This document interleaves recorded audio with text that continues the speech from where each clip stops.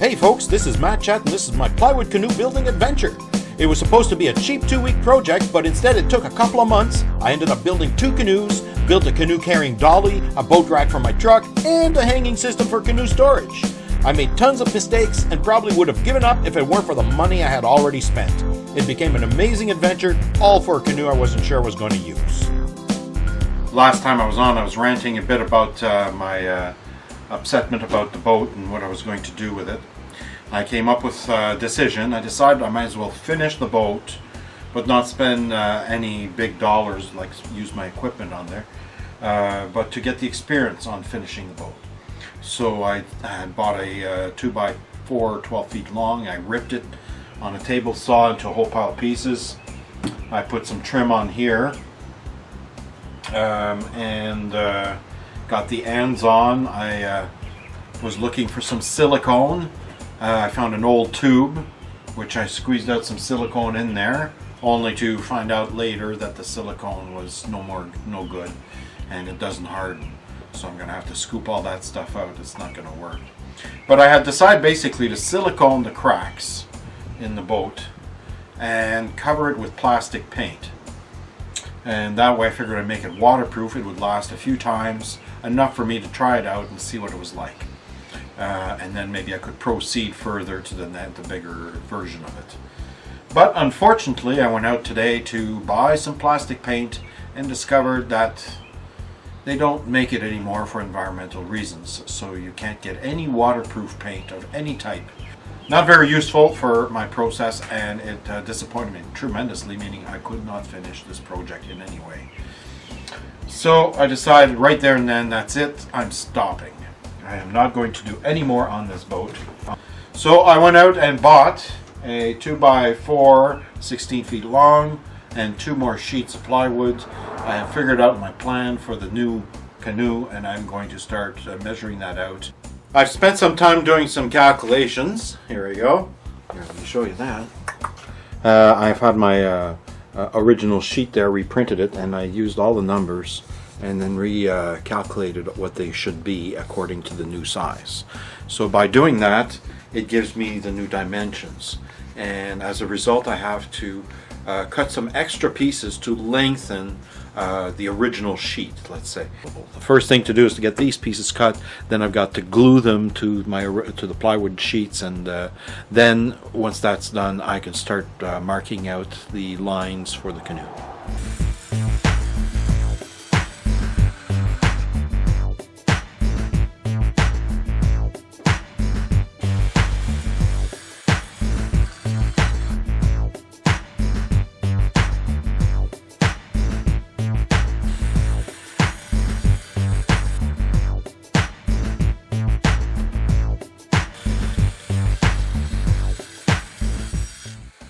Last night I worked into the late evening and fiberglassed my first panels.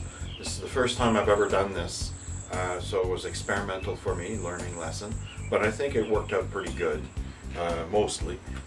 This one here, as you can see, I'm just going to lift it up here, so it's a pretty good connection. It seems fairly solid. Well, I've got my pattern here ready to transfer the numbers to the sheet. This is the bigger sheet, which used to be 8 feet this way, but now it's 2.5 feet longer with the extra piece I've added to make it long enough that when I assemble it, it'll make a 15-foot canoe. And I'm going to start transferring my marks now, one at a time, to create the first grid, the separation of 8.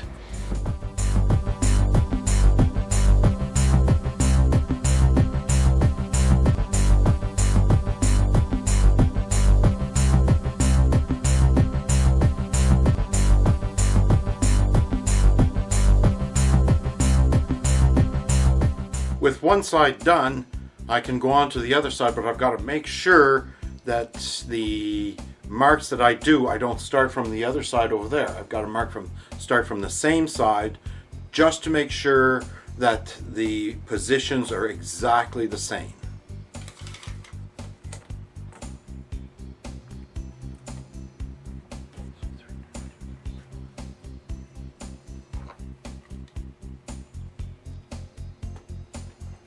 Now I took the precaution of marking them on the tape so they're easier to find. Because let me tell you, when you're looking at millimeters, the lines just blur together. It's so tight. That's why I need these glasses, because otherwise I just can't make them apart. With the first grid marked, it's time to draw a line. Next one. And so on.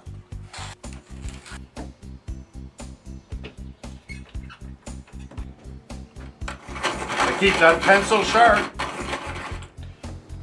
Time to draw in the center line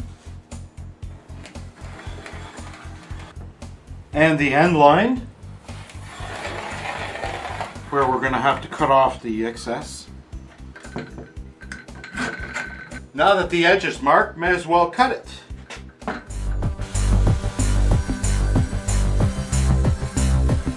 I've got my edge cut. I'm now ready to mark my curves. And the first time I did this, when I built the first boat, I didn't do it right, or not as well as it could be done. And I ended up having a lot of adjustments to do it. So after watching a few videos, I found a good approach. First off, I ripped myself a little piece of flexible trim, just 1/2 inch by 1/2 inch almost there, 3/8 by 3/8. And then the idea is you take some nails and you nail at the points, and then you use the trim to get your line. So let's give that a try.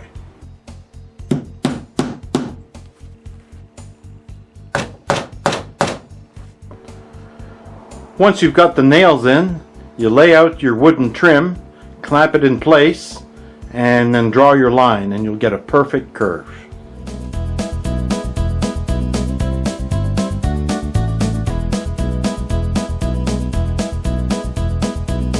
Now that I've marked the plywood, I'm ready to start cutting. And to do this, I've pulled out the big guns, the heavy jigsaw. I've got many jigsaws bought at garage sales all over the place. I probably have, I don't know, 5 or 6 jigsaws. But this one here I never really take out except for special occasions. And it's a very solid, no-nonsense jigsaw. It's going to do the job, and it's going to do it well.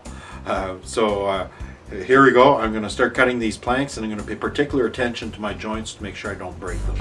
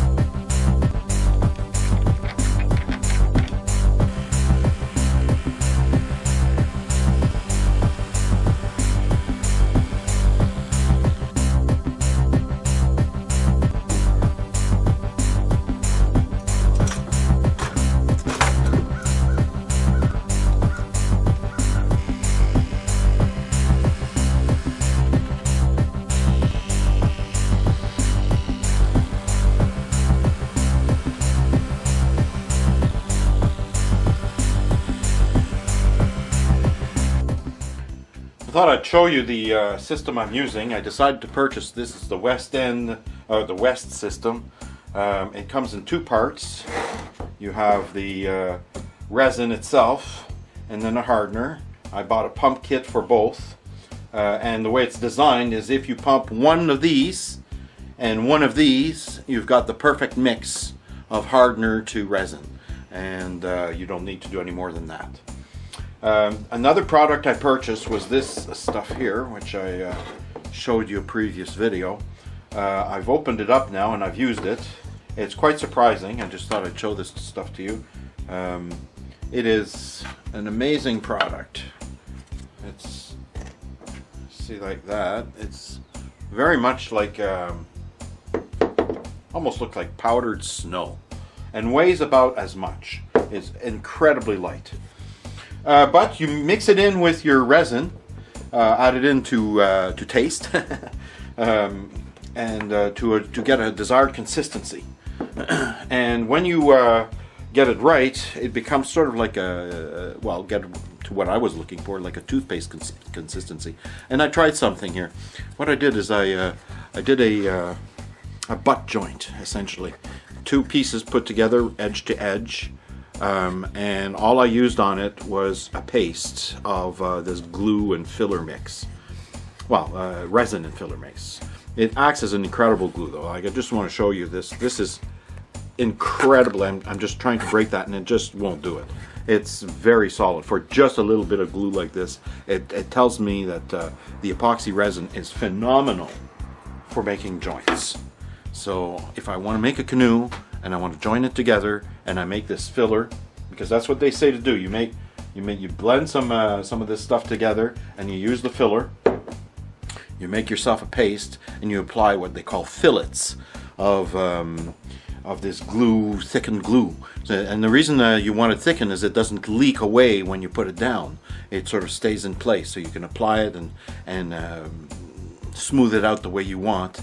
And then you apply some fiberglass tape over it. It should be quite solid. Anyways, I'm quite surprised and pleased with this type of joint. That was a test for me, and I came across well. Let me show you a few other things I had a bit of success with. Here's one that I've glued up. It's quite solid now. And in the process of doing this, I've learned some big important lessons. The biggest one is to use wax paper underneath.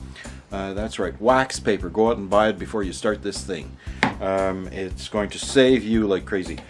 Glue will ooze out through the crack no matter what you do. And if it oozes out through the crack and glues onto the table below, you're done. You know, like it happened to me, so I learned from experience here. You know, just because I was checking on it, I discovered, oh no, it's glued in, and I was able to remove it before the glue set hard.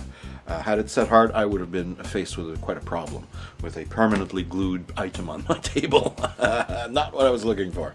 Anyway, so wax paper, on the other hand, I've tried it. It works fantastic. You let the glue dry, and then you just peel that wax paper off. It's just amazing. It protects everything. The other thing is to apply a liberal amount of the resin.